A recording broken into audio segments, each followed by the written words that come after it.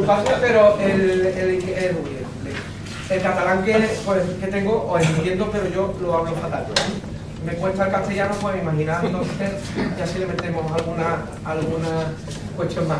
Entonces, ante todo, agradecer a los dos, a las dos personas que nos acompañan en esta mesa de debate y de donde vamos a intercambiar ideas, y sobre todo a la dirección de Aspertiga, además personalmente a Josep Llobet, por el honor, por lo menos para mí, de estar aquí y de poder participar con todos vosotros en esta jornada. Y bueno, nos toca hablar de la Ley Orgánica de Protección de Datos, o lo que entiendo, si me lo permitís, esto está grabándose, pero como tengo tantos amigos en la Agencia Española de Protección de Datos, ya la verdad que me da un poco igual lo que piensen, el clon del reglamento europeo, pero que le hemos querido poner que es una ley orgánica, ¿no? Entonces, desde esa perspectiva, con la venia de los dos intervinientes, para no aburriros tampoco, pues hablaremos de la nueva percepción que tiene la normativa desde el punto de vista de la Unión Europea, en el que se hace mucho énfasis en la gran protección, o en el gran valor y el protagonismo que da al ciudadano y al titular de la información, al interesado, respecto al tratamiento de datos de carácter personal, dotándole de una mayor protección en lo que es derechos fundamentales y libertades públicas de esos sujetos, pero al mismo tiempo nos permite o nos abre una maravillosa puerta al sector, tanto de asesoramiento como de consultoría, como de negocio, para hacer gran parte de lo que hasta ahora nos teníamos un poco limitados a nivel de explotación de datos, si cumplimos con los requerimientos del reglamento europeo. ¿Por qué? Porque uno de los objetivos de ese reglamento europeo es la libre circulación de datos dentro del territorio de la Unión Europea, pero también fuera. Por lo tanto, si cumplimos, si lo hacemos de una manera más o menos interesante y sobre todo eficiente, nos abre nos puede colocar a un nivel muy parecido de condiciones de negocio o de condiciones de regla de juego con los proveedores de servicios TI del otro lado del Atlántico o de otros territorios. Por ahí viene la derivación que ha cogido el Reglamento Europeo de Protección de Datos, que se está convirtiendo, como dicen los grandes conocedores y participan a nivel internacional en materia de privacidad, en una especie de estándar en materia de protección de datos a nivel mundial.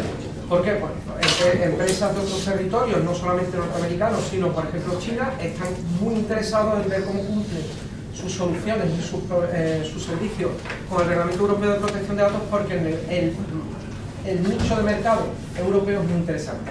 Desde esa perspectiva, rápidamente, además de todos los nuevos derechos que tiene el ciudadano, bueno, el propietario de los datos, que es la persona física de la que emana esa información, en comparación con lo que se hace en Estados Unidos, que es la empresa que explota la información, pues tiene todos los que conocíamos hasta ahora y algunos más, sobre todo los más llamativos, la capacidad de portar datos, y se basan los tratamientos en los consentimientos, y al mismo tiempo el tratamiento se hace sobre soporte o sistema de información digital. Por lo tanto, eso permite que haya portabilidad. La privacidad y por diseño o por defecto, que al fin y al cabo cambia mucho las reglas del juego. ¿Por qué? Porque el cambio paradigmático, por lo menos desde mi humilde punto de vista, es en materia de privacidad. Son tres grandes cuestiones. Uno, que se basa todo en el análisis de riesgo. Hemos pasado de ser muy continentales a la hora de identificar medidas de seguridad enumeradas y que con un checklist atendías con el documento de seguridad y demás, la gestión de datos. Hemos pasado a una responsabilidad proactiva, donde tenemos que hacer análisis de riesgos para ver qué medidas aportamos, porque lo único que nos identifica la normativa son objetivos, ¿no? En materia de protección, desde el punto de vista de los datos, desde el punto de vista de los servicios de la infraestructura y desde el punto de vista del control de todo ello. Por lo tanto, pasamos de una visión muy reactiva a un modelo puro y duro de cumplimiento normativo compliance. Aunque se hayan montado lo que han montado y han deformado el concepto de cumplimiento normativo que viene de la Unión Europea en ciertos territorios, como es España, desde el punto de vista de la famosa UNE de la compliance penal. Compliance penal es una parte del compliance, pero que ataca la base de lo que sería el cumplimiento del normativo. ¿Por qué? Porque la cultura de compliance o de cumplimiento normativo obliga a que haya una cultura en la toma de decisiones a nivel de estrategia, a nivel de dirección, a nivel de operativa, a nivel de ejecución, desde el punto de vista del cumplimiento de todo el marco normativo y del marco legislativo que sea de aplicación en función de su actividad. Entonces, desde esa perspectiva está la privacidad por diseño y por defecto, es decir, hay que hacer un análisis de riesgo o una evaluación de impacto para aquellos casos en los que haya problemas o riesgos de vulnerar derechos y libertades fundamentales de las personas, y al mismo tiempo trabajar sobre ese análisis de riesgos para ver cuáles son las medidas de seguridad dentro del concepto de accountability, que no deja de ser más que una nueva forma, si me lo permitís, con ciertos matices que lo diferencian, pero como idea fundamental que no es más que un sistema de cumplimiento normativo. Trazar que vamos haciendo todo lo posible para demostrar que hemos cumplido. Ahora no hay que demostrar de manera previa que hemos inscrito ficheros ni nada por el estilo, pero si pasa algo tenemos que demostrar que hemos hecho todo lo posible para cumplir, ¿vale? Y por último, pero no por ello menos importante, tenemos la accountability con el compliance, tenemos el análisis de riesgo, y es fundamental que metamos dentro de la cultura de nuestras propias organizaciones todo lo que va a ser la privacidad o el cumplimiento normativo por defecto y por diseño, ¿de acuerdo? Desde esa perspectiva cambia la industria, cambian los servicios, cambia el sector público, y estamos aquí con representantes del sector público. Cambian las funciones de los órganos de control externo con los que trabajamos en algunas cuestiones, cambia todo el enfoque que conlleva la privacidad. Por último, y ya entramos de lleno en la ley orgánica, es que no solamente el Reglamento General de Protección de Datos, sino está el Reglamento de Privacy, que es lo que regula las comunicaciones electrónicas, las comunicaciones entre máquinas, y lo que estamos alojando para minar y sacar información de los terminales que usan los ciudadanos y las empresas, no solo la persona física, sino también la jurídica. Y por último, la directiva NIS, con la transposición que parece que también va a entrar en 2018, que es unificar todo lo que es la seguridad de la información y de infraestructura en materia de unificada en la Unión Europea para ciertos sectores muy críticos, casi nivel idéntico a la ley de infraestructuras críticas. Ese es el mapa normativo europeo. El reglamento europeo, para los que no sean juristas, normalmente se aplica de manera directa en todo el territorio de la Unión Europea, con independencia, no necesita como la directiva una transposición. Pero se pueden hacer leyes que lo que hacen es adaptar el reglamento a las necesidades del territorio. Eso es lo que provoca la Ley Orgánica de Protección de Datos, que vamos aquí, si os parece bien, a debatir o comentar. Simplemente lo que hace, en teoría, porque no puede regular lo que ya ha regulado un reglamento europeo, es adaptar. El problema, desde mi perspectiva, y hablo con carácter personal y no puedo vincular a nadie, es que lo único que han hecho es casi copiar lo que dice el reglamento. Y además una de las bases del marco regulatorio europeo que indica que no puede volver a regular y duplicar la regulación, cuando simplemente lo que hace es casi trasladar a una ley nacional un reglamento europeo. Las matizaciones que han hecho, he hecho algunos comentarios que si os parece os lo iré planteando, pero si llegado el caso, porque yo vengo simplemente a moderar a mis compañeros de mesa, pero ellos deben de ser los que den su visión, bueno, pues que se presenten ellos, y disculpadme, pero no puedo hablar de ellos porque no entro en profundidad a su experiencia o a sus cargos, y ahora si os parece nos ponemos en marcha. Empezad el que más larga os dé. Bueno, el que tiene más prisa, ¿no? Por si acaso. Primero de todo, pediros disculpas porque yo voy a tener que marcharme dentro de un ratito en avión y no podré estar mucho rato con vosotros. Yo soy Sergi Marcén, soy de Esquerra Republicana, estoy en la sectorial de Sociedad de Información. Profesionalmente soy el director de Estrategia e Innovación de algo tan conocido por todos como Secretity, y también pertenezco al Consejo Rector del Instituto Municipal de Informática.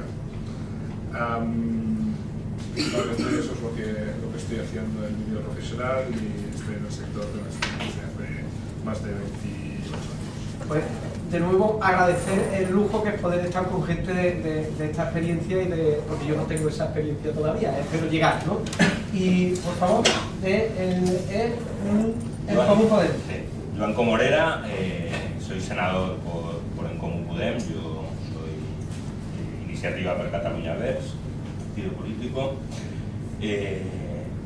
Dentro del mi grupo, digamos, yo soy portavoz de mi grupo en la Comisión de Justicia, soy viceportavoz en la Comisión de Interior y aparte estoy en las comisiones mixtas, que son tanto de Senado como Congreso, en las de Seguridad Nacional y el problema de las drogas. ¿Vale? Estas son las comisiones en las que me encargo, básicamente. Y aparte, en mi actividad profesional soy abogado, dedicado sobre todo a temas de propiedad intelectual industrial, pero básicamente en lo que es piratería comercial. Y bueno, soy un abogado accidentalmente hoy en día metido en política. El abogado de la política. Que durará lo que durará, pero básicamente soy abogado.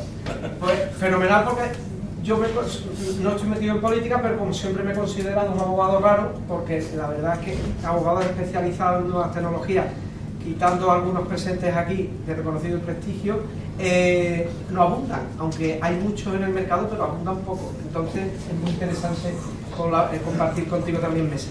Si os parece, yo me he anotado algo, pero si queréis empezar un poco esbozando vuestra visión desde el punto de vista personal o del grupo de la nueva ley orgánica, y si os parece entramos un poco a analizar cuál puede ser la problemática, ¿no?, de llevar a la práctica esa ley orgánica. Muy bien. Yo la exposición un poco que voy a hacer va a ser relacionada desde la explotación de la data, ¿no? De qué necesidades tenemos en la explotación de la data y cómo se adapta la ley a esa explotación, ¿no? La primera lectura que hicimos tanto de la ley europea como de la propuesta de ley que hay en el Senado en estos momentos es que, y aquí voy a ser voy a poner un poco de cizaña, la ley está hecha como si estuviéramos regulando información analógica, no información digital. El tratamiento de la ley y el tratamiento de la data tiene diferentes prismas, ¿no? Nosotros vemos el dato desde diferentes prismas y cada uno de los prismas tiene diferente tratamiento. No es lo mismo el tratamiento de esta información visto desde un ciudadano, visto desde una empresa o visto desde una administración pública. Cuando nosotros, por ejemplo, desde la administración pública intentamos hacer análisis de información de un ciudadano, por ejemplo, nos encontramos con unas barreras legales que no nos permiten ser más eficientes a la hora de poder dar servicios. Como sabéis, los sistemas de sociedad de la información, hasta ahora lo que se ha hecho ha sido adaptar la tecnología a las necesidades de cada uno de los ciudadanos, de cada uno de los usuarios, ¿no? La empresa quizás que se ha adaptado más a la utilización al desarrollo de esa tecnología ha sido Apple, ¿no? Apple muchas veces a mí me ponen el ejemplo que me dicen, mira, es que los niños ya salen analógicos y tú cuando le das un iPad a un niño de 3 años, automáticamente coge el iPad y empieza a correrte las fotos y dices, mira, el niño este ya sabe utilizar el iPad. No es que el niño sepa utilizar el iPad, es que los señores de Apple analizaron que los principios primarios de una persona es pasar el dedo y a partir de ahí empiezan a hacer tecnología adaptada al usuario, ¿no?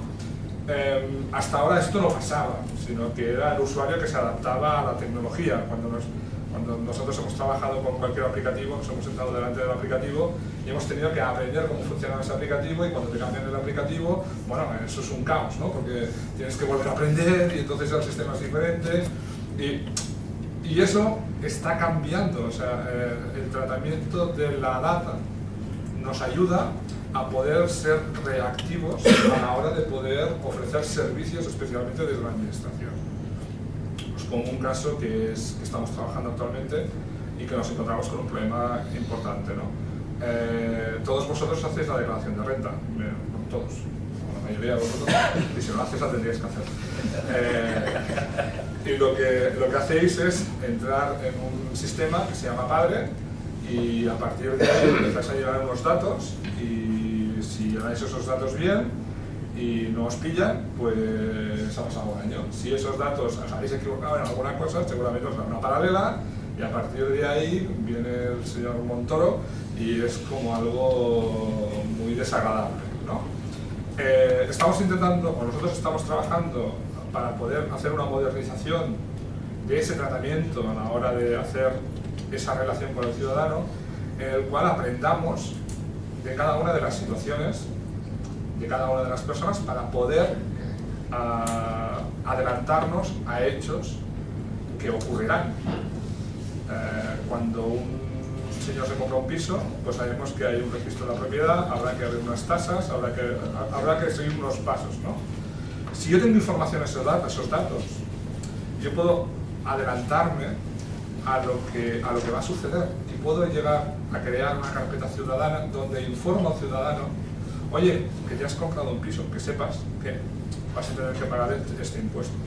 Y si yo puedo agregar mucha información, a final de año, a lo mejor en el mes de noviembre o el mes de diciembre, a finales de diciembre, le digo: oye, mira, este año hemos visto que tú has tenido una serie de ingresos, has tenido un hijo, has comprado un piso y te has hecho un plan de pensiones en no sé dónde y no sé cuántos, ¿no? Y a partir de aquí puedes construir una serie de información que es proactiva a la hora de poder ayudar al ciudadano a tomar decisiones de cara, por ejemplo, a la renta del año que viene. Bueno, pues esto que os estamos planteando, que en principio tendría que ser una cosa que se podría tener hacia adelante y que sería muy positiva, nos encontramos que con la ley de protección de datos es horrible trabajarlo, porque cada uno de los departamentos, en este caso de la Generalitat de Cataluña o incluso los que tratamos directamente ya con los ayuntamientos o con las diputaciones, pues son datos que es imposible poder acceder. Por tanto, no podemos hacer lo que se está haciendo en la mayoría de sistemas de información a nivel general o a nivel mundial, a la hora de poderlos aplicar desde la administración al ciudadano y hacer una modernización de la administración en un sentido de no penalización, sino de ayuda a la explotación de ese dato, ¿no? Y entonces, cuando hacemos el análisis de qué nos está pasando con los datos, nosotros hemos hecho un dibujo que es como si estuvieras en una piscina, ¿no? Tú tienes una piscina con diferentes carriles y diferentes profundidades. Entonces, el dato, en función de la necesidad que tú tienes de esa información, puede estar en el carril 1, 2 o 3, o puede estar a 1 metro, 2 metros o 3 metros de profundidad. A partir de ahí es cuando la ley nos tendría que permitir poder acceder a los diferentes niveles de profundidad o diferentes carriles para poder trabajar con esas necesidades de ir cambiando o de ir utilizando el dato de una manera aleatoria. No es lo mismo utilizar el DNI o el nombre que utilizar la cuenta corriente o el sexo de la persona. Entonces, dentro de esta ley vemos que siempre es lo mismo. Es como si hubiéramos abierto un libro y digamos, bueno, pues es como la sensación que tuvimos la primera vez, es como las primeras digitalizaciones cuando se empezó a trabajar en la escuela digital, ¿no? O sea, cuando los niños empezamos a utilizar las TIC en las escuelas, lo que hacía la gente era coger el libro, hacía un PDF y lo ponía dentro de un ordenador. La ley esta nos da un poco la sensación de que es para poder gestionar ese PDF dentro de un ordenador, no para gestionar con un nivel de diferentes capas lo que es la capacidad de esa data, para luego poderla explotar o para luego poder dar servicios, ¿no? Antes creo que habéis hablado sobre la identidad digital. Pues es un poco lo mismo, tienes identificación de terceros o tienes identificación de alto nivel. Pues en la data tendríamos que también poder trabajar esa data de terceros o esa data de primer nivel o esa data de segundo nivel. Y por eso pues teníamos al PDK en este caso en la esmena de autoridad y luego estamos haciendo pues, todas las esmenas para ver si se puede modificar alguna cosa. Adaptar.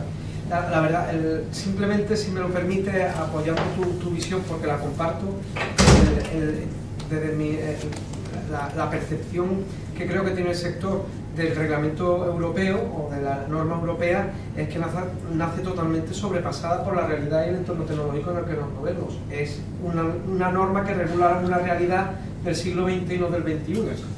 ¿Por qué? Porque el entorno digital, la inteligencia artificial, el Big Data, la computación cuántica, la capacidad que tienen las máquinas de comunicarse solas, no está regulado, no lo observa, ni siquiera lo percibe la regulación, ¿no? Bueno, eso, enlazando con eso, entraría que el trámite legislativo en sí es algo ya muy complicado para regular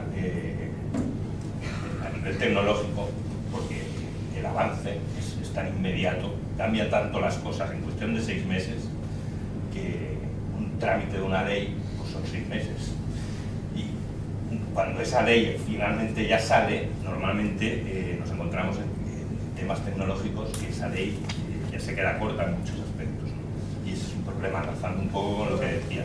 Y ahora os explicaré yo un poco cuál es el trámite de esta ley para que veamos que realmente cuando salga, pues seguramente el mundo tecnológico habrá cambiado ya en muchas cuestiones y se quedará corta, ¿no? Entonces quizás tendríamos que tener a nivel legislativo, para adaptarnos a los tiempos que corremos, hacer leyes mucho más genéricas seguramente, y dejar mucho más en el ámbito reglamentario, que puede ser más rápido, dejar muchos elementos para su desarrollo posterior. Y quizás la ley sea en este aspecto garantizando sobre todo derechos fundamentales, pero dejando mucho ámbito a una aplicación posterior, porque es que si no la tecnología va a ser un problema, a nivel legislativo va a ser un problema, porque la realidad supera constantemente cualquier trámite legislativo. Y encontramos pues eso, leyes que tienen 6 meses y resulta que se están haciendo caducas ya en muchos elementos tecnológicos. Buena onda. Si me permites, justamente en esto, yo personalmente vivo fuera y dentro de Cataluña, vivo en Londres y vivo en Barcelona, y por ejemplo veo cómo funcionan pues, mercados como el anglosajón, ¿no? Cuando tú hablas de esta adaptación de la tecnología a la ley, o de la ley a la tecnología, por ejemplo en el Reino Unido, tanto en Estados Unidos como en el Reino Unido, ha entrado muy fuerte todo lo que es la inteligencia artificial dentro de las casas. No sé si lo conocéis, el Alexa, lo que es el Amazon Echo, todavía no se está comercializando en nuestro estado, pero en el Reino Unido, por ejemplo, yo ya lo tengo en casa, ¿no? Yo utilizo Alexa en casa, y Alexa es un sistema de inteligencia artificial que tú le das órdenes a través de la voz y aquello obedece y ejecuta lo que tú le mandes, ¿no? Desde le preguntas qué tiempo hace en tal sitio, o le dices que abra una luz, que cierre una luz, o que encienda el calefactor, que encienda la calefacción, o sea que estás interactuando vía voz con esa máquina. También puedes hacer compras online, también puedes llamar por teléfono. Claro, por ejemplo, Alexa no te identifica o no identifica al usuario por la... O sea, no identifica la palabra, o autentica al usuario por la voz, sino que simplemente identifica una voz. O sea que yo puedo decirle, Alexa, compra huevos, pon huevos en la lista que me lo conseguirá Amazon mañana. Pero mi hija, que tiene 6 años, puede hacer, Alexa, cómprame el último iPhone en 10 y el 10 mañana. Y yo mañana recibiré el iPhone 10 en casa, ¿vale? Es porque no me identificas a él. No hay una ley que me proteja, porque en el caso de que me lo haga mi hija, yo lo que haré es devolver el producto y castigarla por no pedir permiso. Pero en el caso que haya un tercero que utilice esa tecnología contra mí, yo no tengo la capacidad de poder defenderme de ninguna manera. Porque es que ni con esta ley, ni con la ley europea, ni con ninguna ley, porque no existe. Porque la tecnología siempre va mucho más por delante. Por tanto, vuelvo a lo de antes, ¿no? O sea, no es la tecnología la que tiene que verse limitada por las leyes, sino que es la ley que tiene que tratar esa información en diferentes capas. Porque si tratamos la data en diferentes capas, es cuando nosotros podemos dar rienda libre a la tecnología.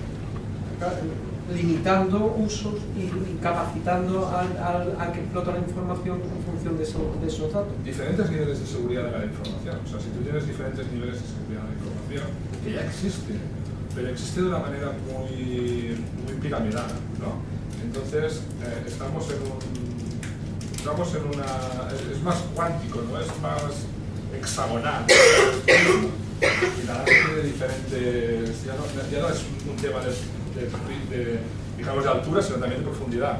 Y ahí es donde vemos que esta ley, como muchas de las leyes, no actúa en esa profundidad, sino que lo que hace es leerte un libro. O sea, este libro me dice esto, y a partir de aquí analizo lo que dice este libro, pero no lo que puedo hacer con la información que trabaja ese libro, ¿no? Esas diferentes capas.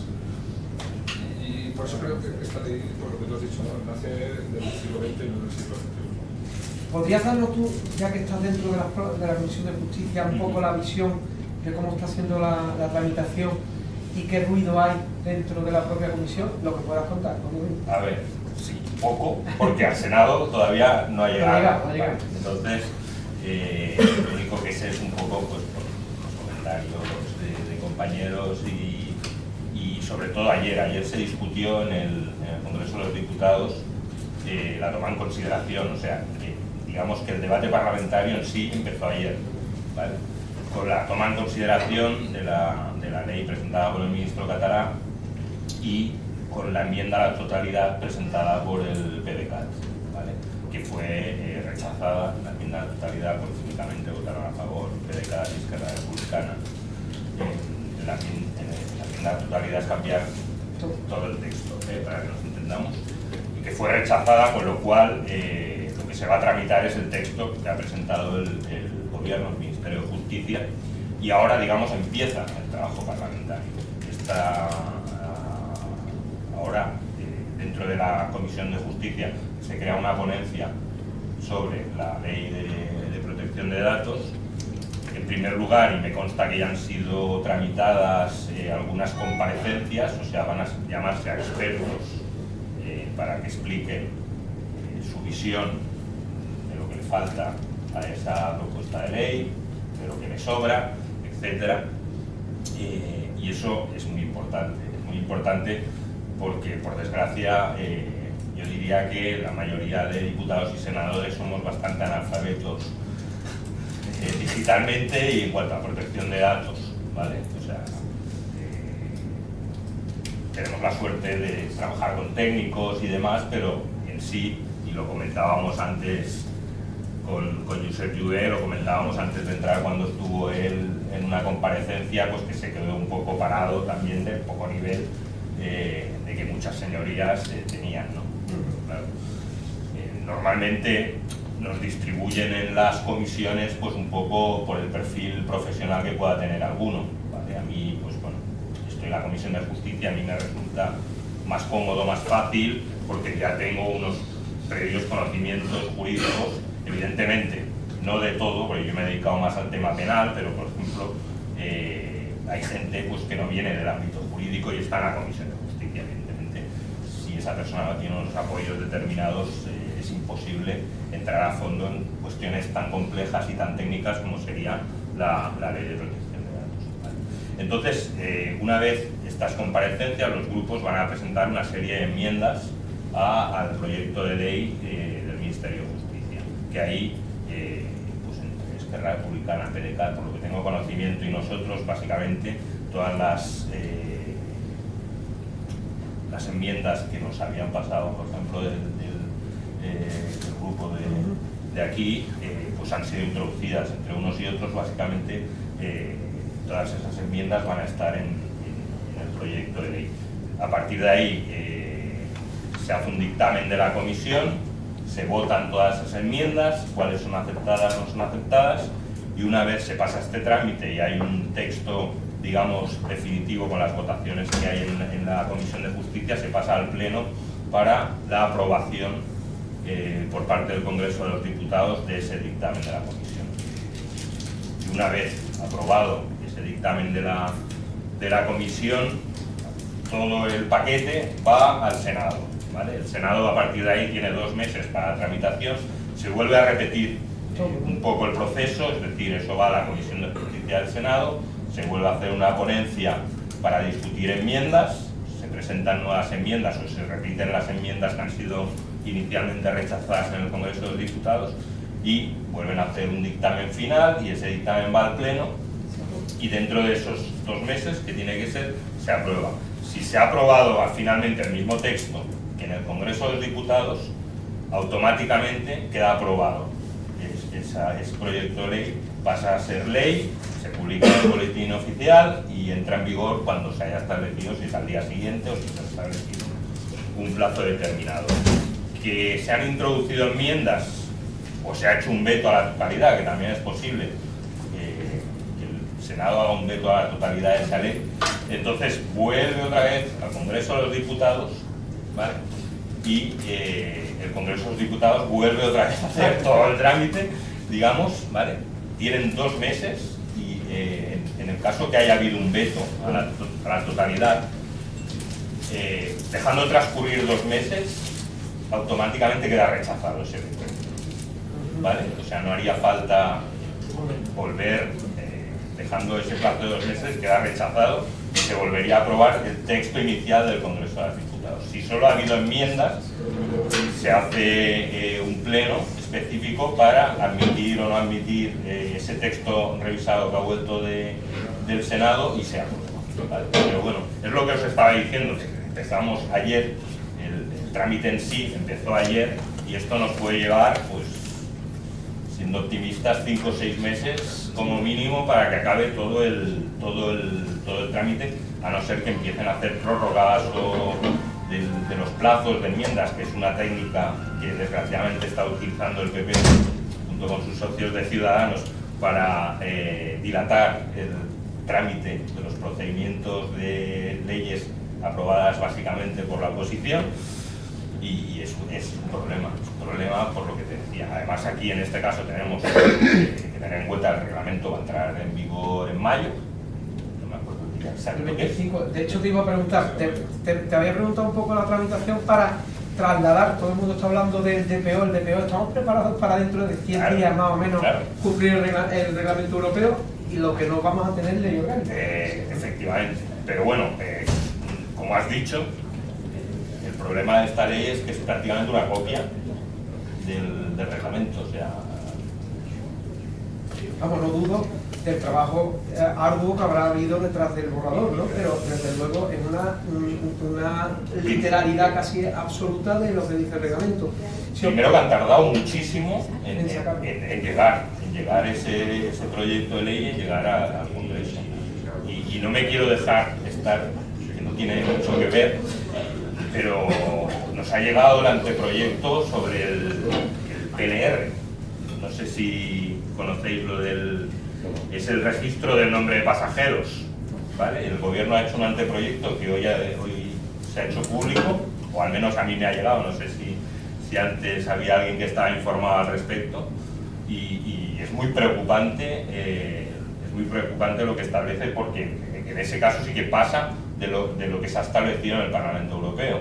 Quiero decir, según el anteproyecto le están dando permiso a la policía para obtener datos y utilizarlos no solo para los graves delitos para los que estaba previsto y delitos de terrorismo, sino para cualquier delito grave que consideran ellos que es a partir de 3 años de prisión, con lo cual la amalgama de delitos que pueden utilizar esos datos, y además sin condicionantes de dejar huella de quien ha mirado los datos, o sea, estamos bastante asustados, sin un tema de protección de datos, con este anteproyecto que nos ha llegado a conocimiento hoy. Vale, quería dejar el tema también aquí puesto, porque... Es muy interesante porque además es una de las excepciones de aplicación de los ámbitos, ¿no?, de los sectores regulados. Si os parece, en vez de... Yo tenía aquí algunas preguntas que iremos esbozando si nos da tiempo, pero participamos con el público. ¿Os parece bien? Sí, yo tengo una pregunta para vosotros. Es el mero hecho de que se presenten enmiendas de carácter jurídico o de carácter técnico y que al final sea una mejora a la propia ley, y que luego por la disciplina del partido sean desechadas esas enmiendas en una votación, no hay ningún mecanismo que pueda priorizar o que pueda dar importancia a esos criterios que son universales, independientemente de la ideología de cada partido, para hacer que eso pudiera salir adelante. Porque el mero hecho que sea una disciplina del partido y diga esto como lo presentan tal no lo vamos a aprobar, puede ser que esa enmienda, que realmente es una enmienda buena y es una enmienda que mejora la ley, se quede en el criterio. La respuesta es fácil, ¿no? ¿Y habéis pensado la posibilidad de que pueda haber No, algún a tipo ver, de mecanismo? por desgracia no, y además yo os puedo contar el caso nuestro de que ha habido algunas propuestas nuestras de leyes de que incluso decían, pues sí, las meteremos luego, pero es que no queremos que salga aprobada ninguna ley vuestra. A esto me refiero. ¿Vale? Pues eso es lo que pasa en la política, desgraciadamente es lo que pasa en la política. Y luego ves que a los 3 meses presenta el gobierno un proyecto de ley y que esa medida que tú habías, te hablo por ejemplo, una que presentamos en el Senado que era muy simple, era del complemento de la pensión de los niños víctimas de violencia de género que habían asesinado a sus madres para que pudieran cobrar la pensión completa. Era una reforma muy pequeñita, pues en el Senado nos la tumbaron y es una de las medidas que va en el famoso pacto de Estado, y así en los pasillos, pues yo te puedo confesar que nos dijeron que sí les parecía muy bien la medida, pero que no les daba la gana que una ley de Podemos saliera adelante. Entonces, te puedo responder, desgraciadamente no. Desgraciadamente no, porque siempre pueden más los criterios políticos que no los criterios técnicos, por desgracia. A no ser que sea una cosa tan técnica que no haya una cuestión ideológica en el mantenimiento o no de esa enmienda, ¿vale? Si tiene que ver o sospechan algunos que pueda haber una cuestión ideológica, pues entonces seguro que la van a tumbar. Yo en mi caso no soy senador, o sea, yo soy el técnico que en todo caso asesora al senador, o en este caso al senador. Y lo que te puedo decir es que nosotros tenemos un análisis técnico de la problemática que tengamos en cada momento. Y a partir de ahí se lo pasamos al senador o al diputado, y ellos a partir de aquí empiezan a tramitar la ley como ellos consideren. Pero nosotros lo que hacemos es un análisis totalmente técnico, y si en ese análisis técnico coincidimos con el PP, pues coincidimos con el PP, porque hay un análisis técnico que te está diciendo que el camino va por ahí. Sí, no es muy usual, entonces. Sí, no, al final termina en el otro campo de juego, que es el que marca el buen final. Sí, relacionado con el comentario este de la nueva reglamentación sobre el control de los pasajeros aéreos, igual me equivoco, ¿no? Pero con los registros que las compañías tenían que guardar sobre esto, parecía que era suficiente si había que investigar algún tipo de delito grave, utilizar la información que tenían las propias compañías. Crear este nuevo tipo de registro de esta forma parece que busca otra cosa, ¿no? Eso es la sospecha y el miedo que a nosotros particularmente nos da, ¿no? Porque no sabes el uso final, claro. Porque la herramienta para investigar en esos casos graves también estaba. Es verdad que el fichero no era propio, pero era un fichero accesible con los correspondientes controles. Ya hubo su discusión en Europa, ¿no? Que muchos defendíamos que era absolutamente innecesario este tipo de reglamentación, y más teniendo en cuenta, porque ellos lo achacaban todo al terrorismo islámico, y más teniendo en cuenta que, por desgracia, los últimos atentados también nos han dado la razón en eso, y es que no venían de países lejanos en aviones personas que han provocado luego los atentados, sino que los teníamos aquí. Entonces también era un poco absurdo esa macroidea de controlar absolutamente a nivel europeo todos los pasajeros de todos los aviones. Es que yo creo que el control, si no hay un análisis de la información, no sirve de nada. Os pongo un caso. Nosotros desde el Departamento de Justicia hemos hecho un piloto en el cual, a través de un análisis de información, podemos saber si un preso que queda libre, en libertad condicional, volverá a reincidir o no volverá a reincidir. Y en el piloto que hemos hecho, estamos viendo con ese análisis de la información que acertamos en un 98% de cada uno de los casos. Si pudiéramos añadir más datos a ese análisis que hacemos, seguramente la efectividad subiría muchísimo más, ¿no? Entonces, tú que comentaba antes, que tenías es el hecho de poder acceder a una información o no, sino es de qué manera haces el análisis de esa información y lo cruzas de tal manera para poder sacar unos resultados. De ahí la importancia de esa profundidad, de ese análisis a la hora de poder trabajar la data. Sí, pero ahí va también el riesgo. Sí, claro. Porque, sí, es cierto, si todo va a un mismo sitio y con los programas adecuados, pues podrás hacer unas predicciones y podrás trabajar y acertar en un... Pero claro, estamos en lo de siempre, ¿quién controla al controlador, no? ¿Qué es lo que quiero predecir? Bueno, yo te pongo el ejemplo, por ejemplo, tú tienes regulados los vehículos, tienes regulados los conductores, tienes regulado el fuel que utilizan los vehículos, tienes regulado las carreteras y hay gente que se está matando en accidentes a 180 km/h. Pero ¿verdad que existe una regulación que la mayoría de la ciudadanía respeta y a partir de ahí hay una ordenación? Se trata dentro de la información, dentro de la sociedad de información, es regularlo. Está claro que dentro de esas reglas de juego siempre habrá alguien que querrá salir de las reglas de juego, pero para eso está la regulación, para identificar el que sale fuera de las reglas de juego y en este caso castigarlo, en el caso que salga de esas reglas de juego. Pero si nosotros las reglas de juego que ya nos marcamos ya no son válidas para poder hacer esa regulación, y lo que hacemos es decir, mira, ¿sabes qué? Como hay gente que va a conducir a 180 km/h, vamos a hacer todos los coches que sean diésel y que corran a 60. Y un poco la sensación de esta ley es eso. Vamos a hacer una carretera con piedras para que no se pueda correr, con coches que no vayan a más de 60 y todos diésel, porque así de esta manera no hay ningún problema de que ninguno corra más o de que... Entonces, lo que se trata justamente es cuando tú regulas alguna cosa, es que haya un marco regulatorio que te permita hacer esa actividad que tú quieras hacer, y en el caso de que alguien salga de ese marco, entonces es cuando la ley actúa y dice, tú ahí te estás equivocando, ¿no? O no estás actuando correctamente. Entonces un poco es la sensación que a nosotros nos da desde una visión técnica, desde una visión de análisis, desde la explotación de la información, no desde un despacho de abogados que seguramente yo si fuera abogado estaría dando un discurso diferente, porque no hubiera analizado la ley desde una visión de un libro que me la leo y a partir de ahí pues yo me hago mi coyuntura. Yo hablaría más de mecanismos de control.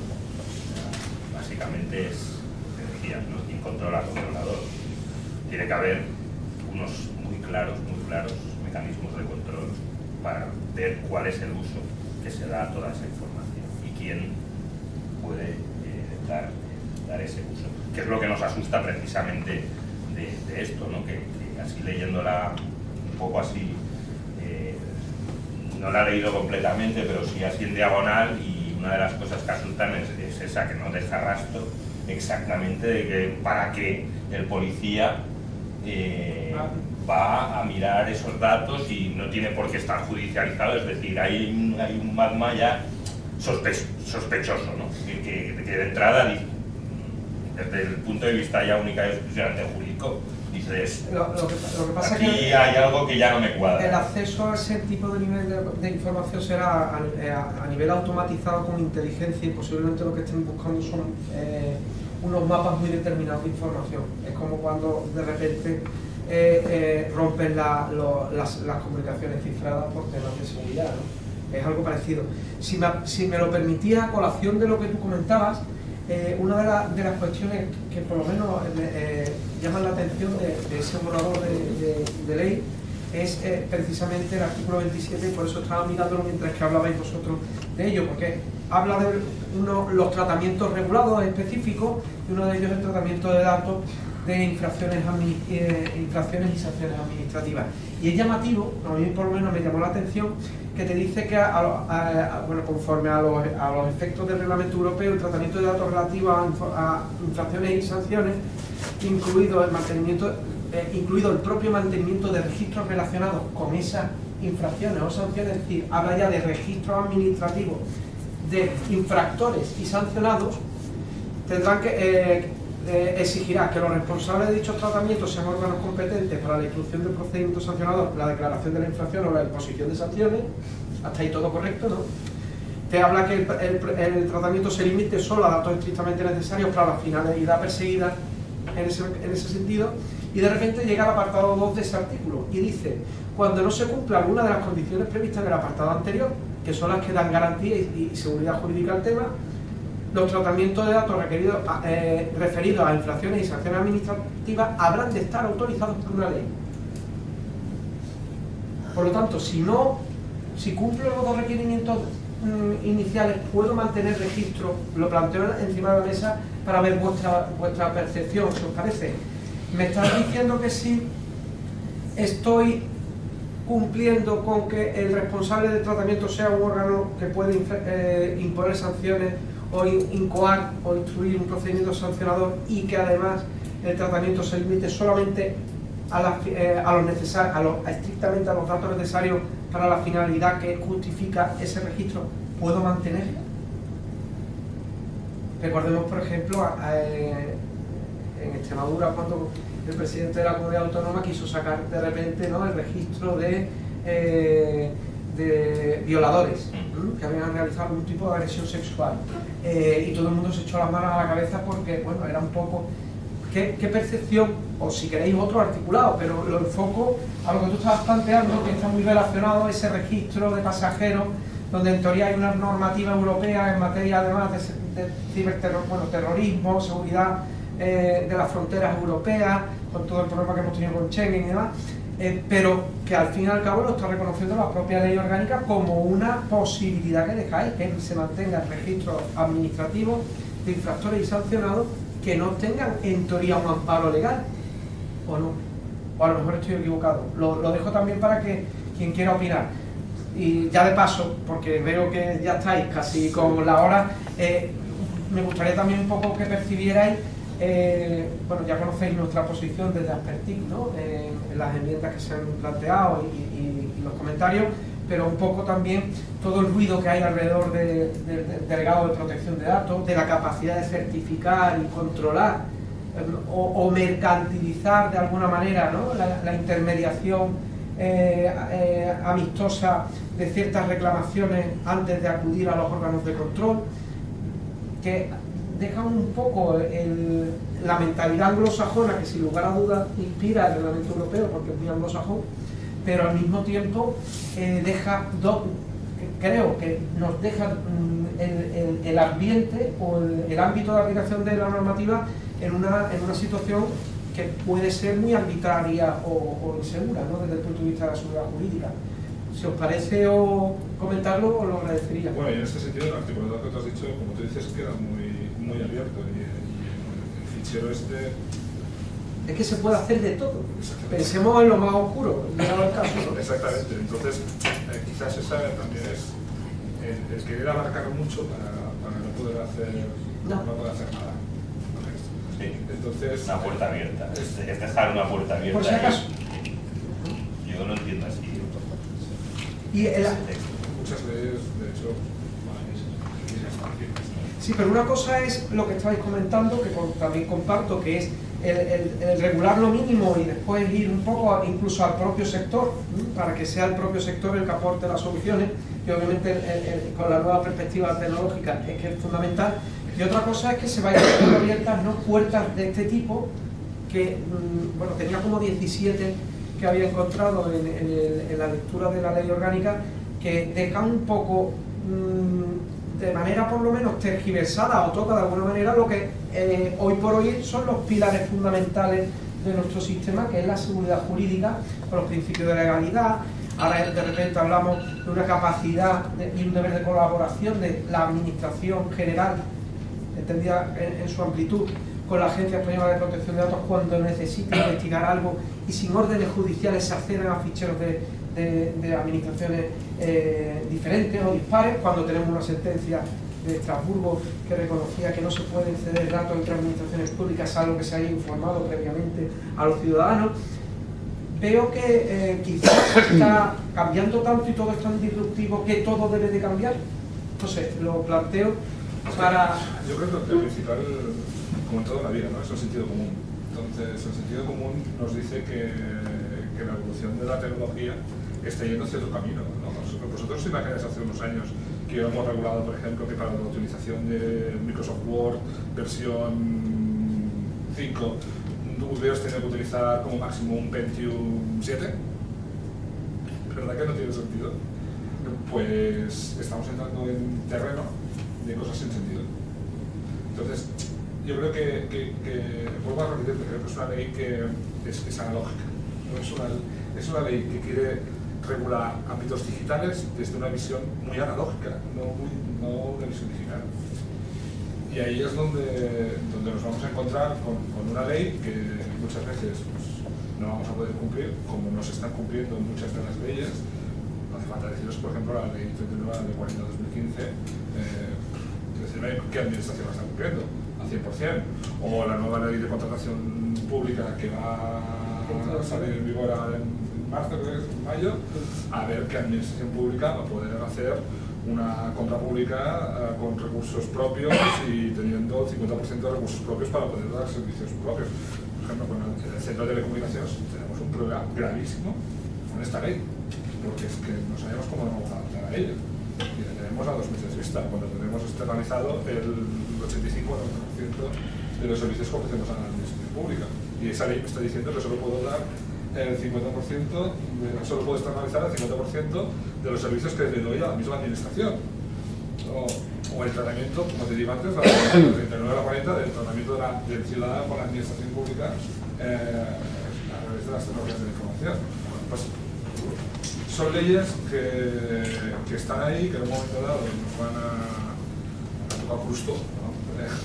En algún momento, pero que al final no son leyes efectivas que ayuden al sector y que ayuden al ciudadano a poder proteger sus derechos. Si os parece, no sé cómo vamos yo ahora a la organización, pues simplemente, ya cortamos, pues cortamos, simplemente os iba a pedir un titular de ¿es realmente aplicable a nivel práctico la regulación tanto desde el punto de vista de la regulación europea como de la inminente, no vamos a decir cercana Ley Orgánica de Protección de Datos? Yo dos cosas. Primero, agradeceros a vosotros como asociación que nos habéis hecho llegar todas las penas, ¿no? a esta ley para poder nosotros presentarla. O sea que en este caso, pues agradeceros el trabajo que habéis hecho vosotros, que nos ha ayudado muchísimo desde la Esquerra, en este caso, poder presentar las alegaciones con el PDCAT. Y la segunda, yo creo que es una ley que nace antigua.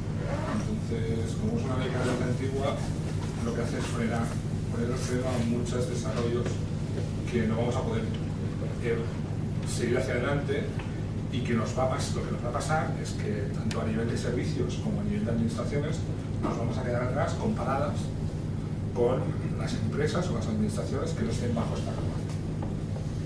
Coincido en los agradecimientos que también a nosotros nos han servido para la presentación de enmiendas y nos van a servir para el desarrollo de ellas. Y en segundo lugar, primero es una ley que llega muy tarde, que aquí el Ministerio de Justicia se ha colgado, nos la tenía que haber traído al principio de la legislatura y llevamos ya 1 año y medio de legislatura cuando ha llegado para empezar a discutirse este proyecto de ley.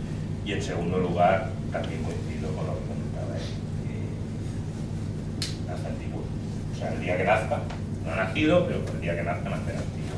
Y difícilmente vamos a conseguir, soy pesimista al respecto, que difícilmente vamos a conseguir mejorarla demasiado. Muchas gracias. Muchas gracias.